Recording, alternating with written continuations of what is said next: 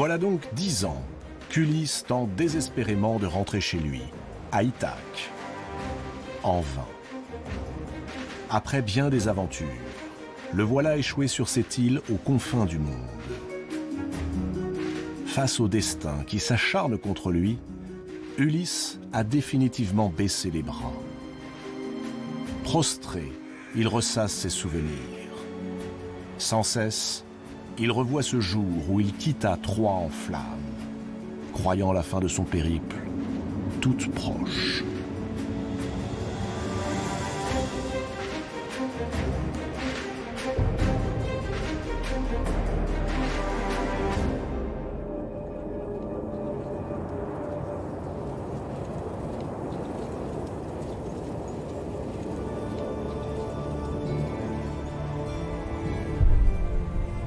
Troie vient de subir l'assaut des Grecs. Elle est en flammes, entièrement détruite.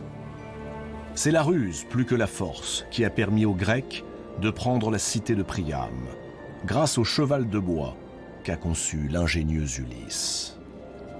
On aperçoit encore son imposante silhouette. Dans ses flancs, on avait caché les plus vaillants guerriers. Et, à la nuit tombée, se faufilant hors du cheval de bois, ils ont ouvert grand les portes de la ville à l'armée grecque. En quelques heures, la fière cité fut prise, et son roi, Priam, traîné hors du palais et massacré.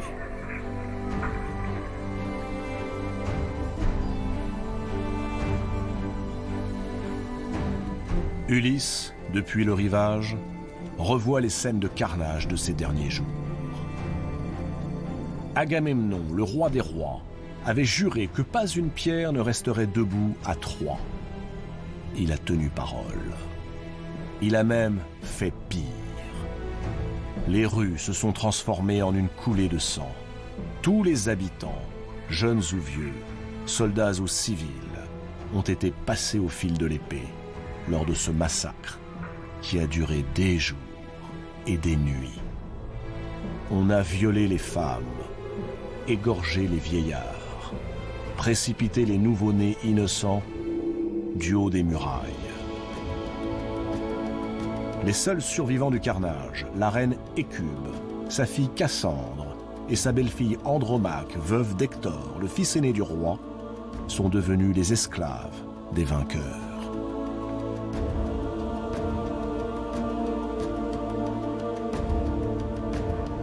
Mais les milliers de vies volées aux Troyens ne feront pas revenir d'entre les morts les valeureux guerriers grecs tombés au combat, les amis d'Ulysse. Achille, le divin héros, Patrocle, Ajax, Antiloque et tant d'autres.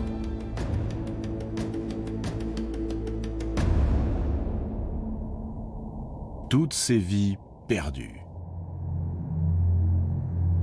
Une guerre pour rien.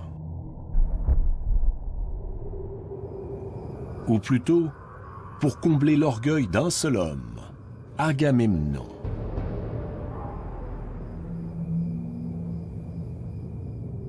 Si les dieux ont laissé faire cela, songe Ulysse, alors ils ne sont plus dignes d'être célébrés par les hommes. Si les dieux n'ont pu ou n'ont voulu empêcher cela, alors ils ne méritent plus qu'on les révère et qu'on place en eux l'espoir et la foi.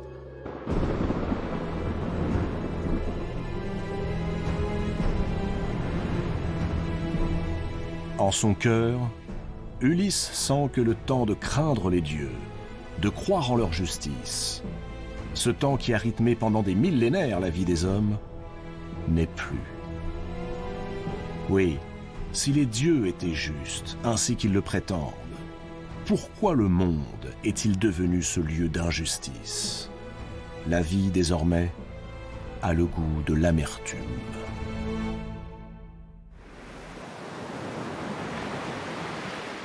Ulysse ne souhaite plus qu'une seule chose, quitter cette terre ensanglantée et rentrer chez lui. Au moment de partir, Ulysse et les Grecs qui ont survécu à cette terrible guerre partagent le même dépit. Tout ça pour ça. Troie ne regorgeait ni d'or ni de bijoux, comme l'avait promis Agamemnon, le roi des rois. Son seul trésor, c'était son peuple, et il a été anéanti pour venger les héros grecs tombés au combat.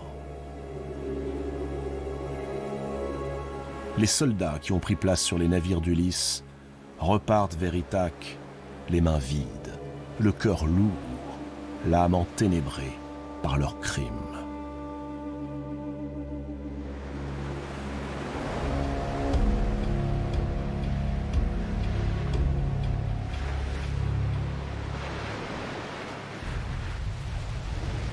Ulysse contemple une dernière fois ce spectacle de désolation, puis regarde ses deux plus proches capitaines, Euryloque et Polythèse, les amis de toujours.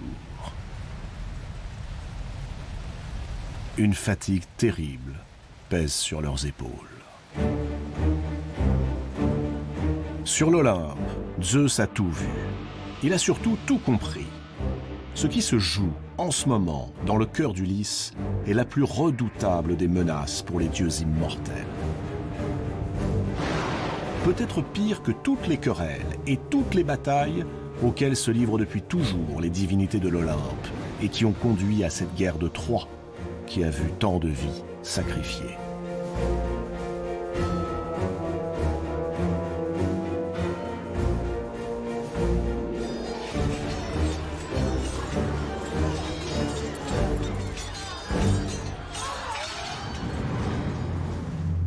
Car, en Ulysse, ont germé les graines d'un mal qui risque de se propager à toute vitesse.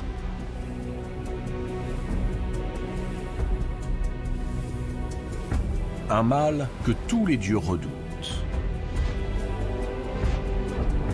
et que les hommes nomment l'athéisme.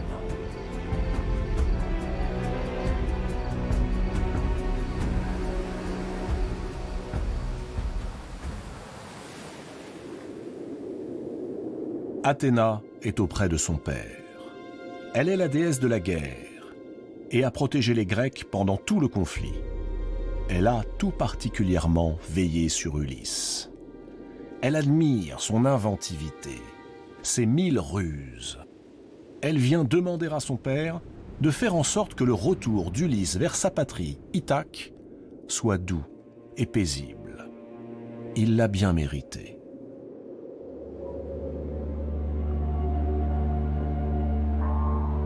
Mais Zeus s'emporte.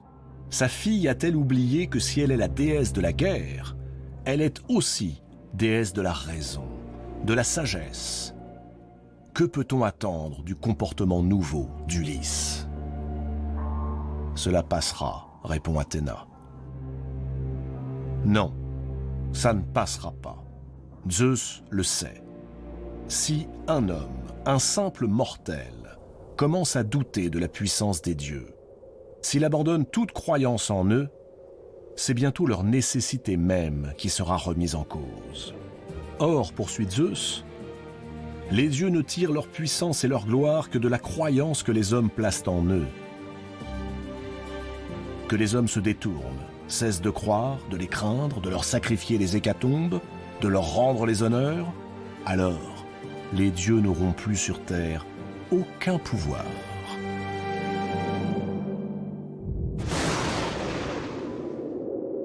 Athéna le sait. Elle en convient.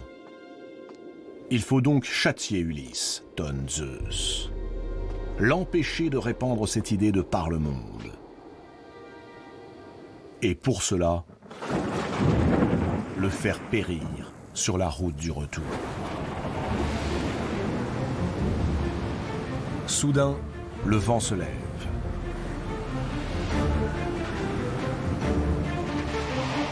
Une formidable houle conduit la flotte d'Ulysse vers une île et la force à accoster.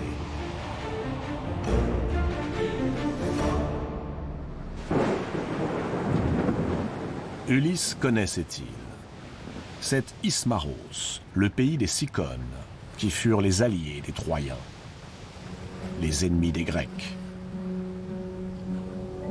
Puisqu'il faut y faire halte, Ulysse décide de s'y procurer des vivres.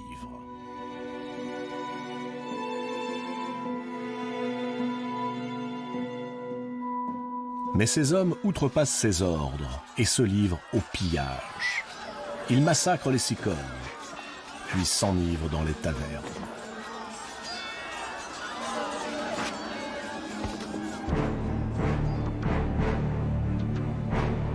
Euryloque tente d'intervenir. Les dieux risquent d'être contrariés. Ulysse n'a pas le courage d'arrêter ces hommes. Les dieux, lâche-t-il dans un soupir.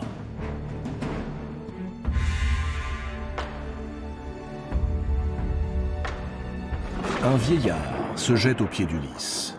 C'est un prêtre d'Apollon. Il propose au roi d'Ithaque de l'or et des outres de vin rares, afin que sa famille et lui-même soient épargnés. Ulysse accepte d'un air absent. À la vue de tous ces cadavres qui recouvrent les rues, il est pris de vertige. Encore des morts. Mais nous ne sommes plus devant les murailles de Troie. La guerre est finie. Ces nouveaux combats n'ont plus aucun sens.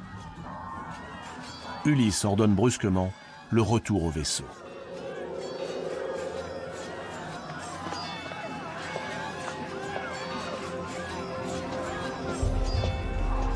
Mais alors que ces soldats, encore éméchés, alourdis par leur prise de guerre, remontent à bord des navires, une pluie de flèches s'abat sur les Grecs. Ce sont les Cicones de l'intérieur des terres, alertés par les rescapés du massacre, qui fondent sur Ulysse et son équipage. Les Grecs tentent de faire face, mais plusieurs d'entre eux sont tués. Il faut fuir.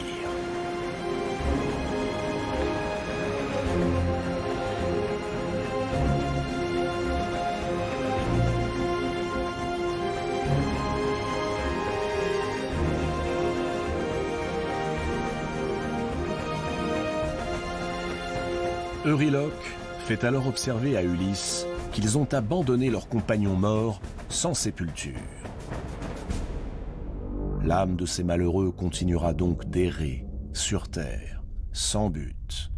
Jamais elle ne connaîtra le repos éternel. Pour un Grec, c'est le pire des châtiments. Ulysse le regrette, mais ils n'ont pas eu le choix. Zeus et Athéna ont été les témoins de ce qui vient de se dérouler sur l'île des Cicones. Athéna voit-elle de quelle impiété Ulysse, son protégé, s'est rendu coupable en abandonnant les corps de ses soldats morts?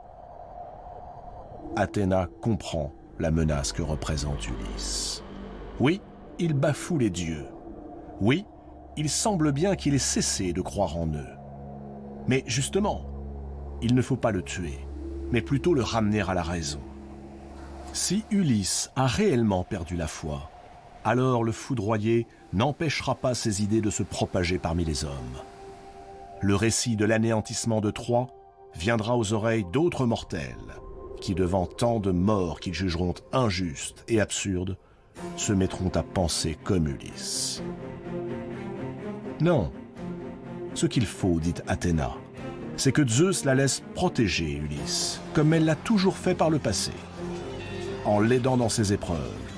Puis, en se faisant reconnaître de lui, elle balayera d'un revers de main ses idées nouvelles. S'il rentre sain et sauf, guidé par la déesse, alors Ulysse sera bien obligé d'admettre que malgré les morts de la guerre de Troie, les dieux sont tout-puissants. Il reviendra dans le droit chemin et oubliera ses idées séditieuses.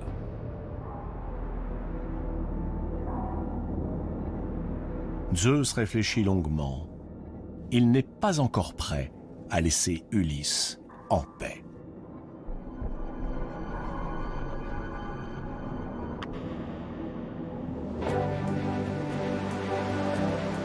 Voilà 4 semaines qu'Ulysse et ses hommes ont quitté Troie. Un marin désigne un cap. Tous reconnaissent les falaises d'Ithaque. Des cris de joie s'élèvent. Bientôt, ils seront chez eux. enfin de retour.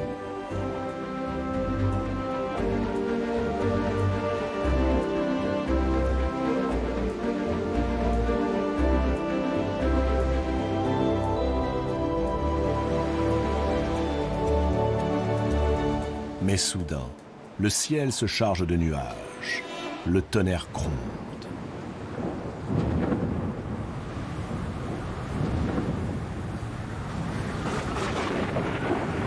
Cette nouvelle tempête, plus effrayante encore que la précédente, les repousse vers le large. La mer semble plonger dans les ténèbres. Malgré les efforts désespérés des hommes d'équipage, la houle emporte les navires loin d'Ithaque. Ils voguent maintenant dans la direction opposée, vers le sud.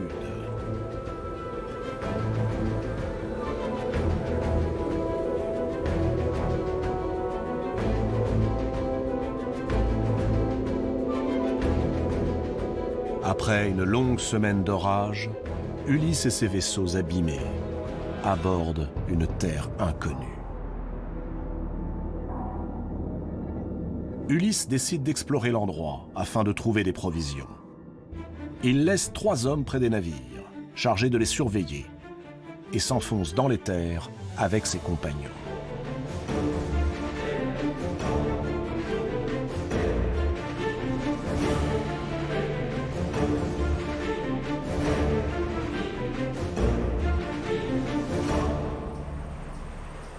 Quelques heures plus tard, ils sont de retour, les bras chargés de vivres.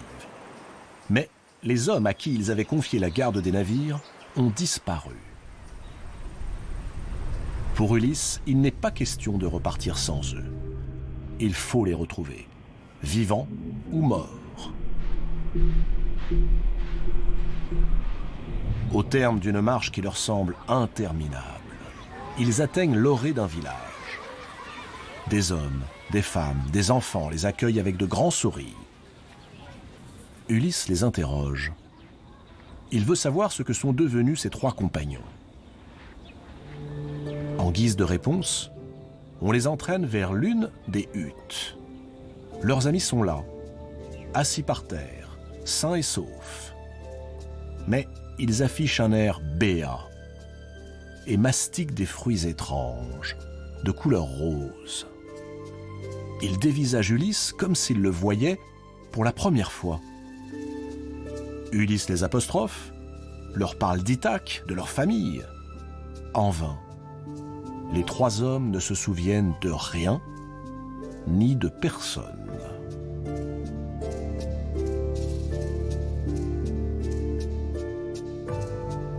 L'un des habitants qui a guidé Ulysse lui offre alors un de ces étranges fruits et l'encourage à en manger. C'est le fruit du lotus, explique-t-il. Il a le pouvoir de faire oublier le passé. Tous les souvenirs s'effacent irrémédiablement. Les êtres, les lieux, rien ne demeure.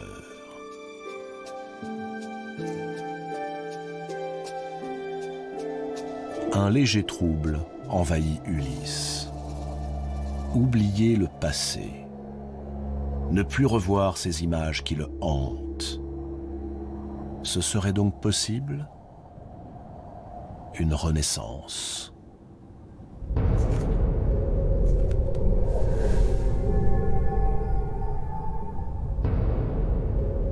Les lotophages ne semblent guère apprécier. Ce fruit, cette offrande jetée à terre, est un blasphème.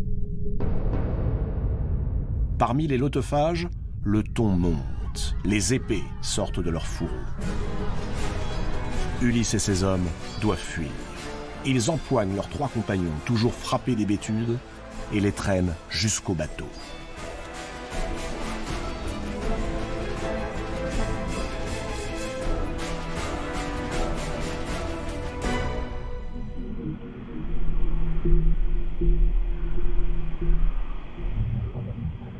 Un brouillard intense a recouvert la mer. Il rend la navigation périlleuse. Le nord et le sud se confondent.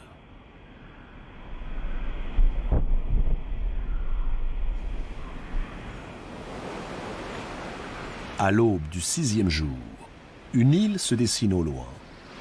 Elle semble constellée de pins et de chênes, dominée par des montagnes. L'île des Cyclopes.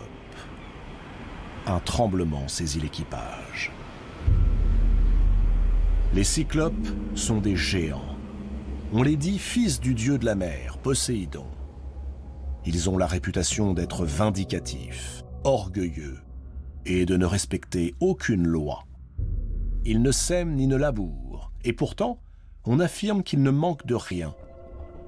Sans qu'ils aient à fournir le moindre effort, leurs terres produisent du blé et des vignes aux grappes bien lourdes. On dit aussi qu'ils ne vivent pas dans les plaines, mais dans de profondes cavernes. Et surtout, qu'ils n'hésitent pas à dévorer quiconque pénètre sur leur territoire.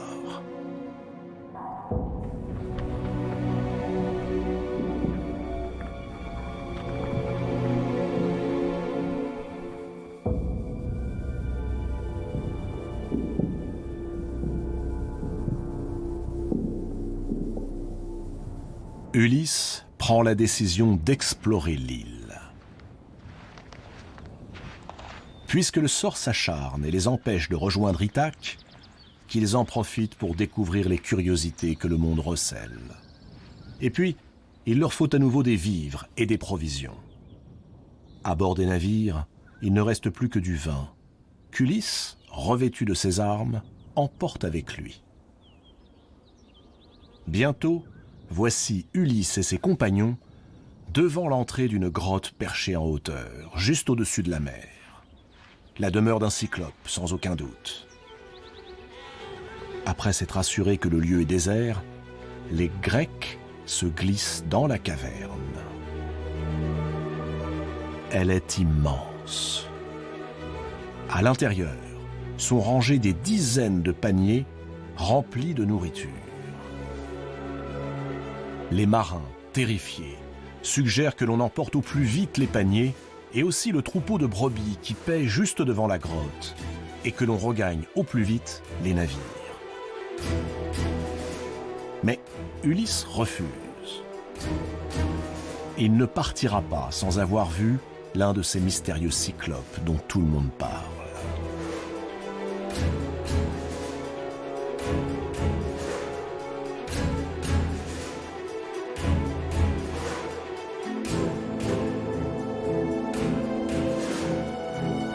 Soudain, un bruit de pas se fait entendre. Tous se cachent au fond de la grotte, dans le coin le plus sombre. Une forme se profile devant l'entrée. Elle est si imposante qu'ils ne peuvent apercevoir que ses jambes. Des jambes si larges qu'elles masquent les dernières lueurs du jour. Ulysse rampe hors de sa cachette. Il glisse prudemment la tête et manque de défaillir. Le cyclope a senti la présence de l'équipage. À peine a-t-il franchi le seuil de la caverne qu'il aperçoit Ulysse et ses compagnons recroquevillés, tremblants comme des feuilles.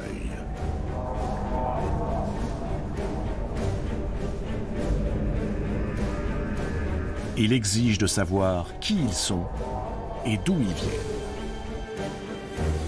Ulysse lui répond qu'ils sont des guerriers venus de Troie et qui rentrent chez eux.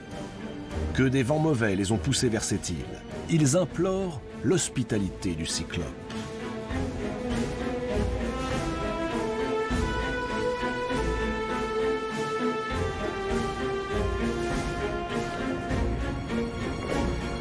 Mais le cyclope éclate de rire.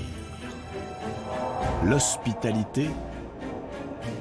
En guise de réponse, il saisit au hasard 2 marins, les soulève comme des fétus de paille et les lance contre les parois de la caverne.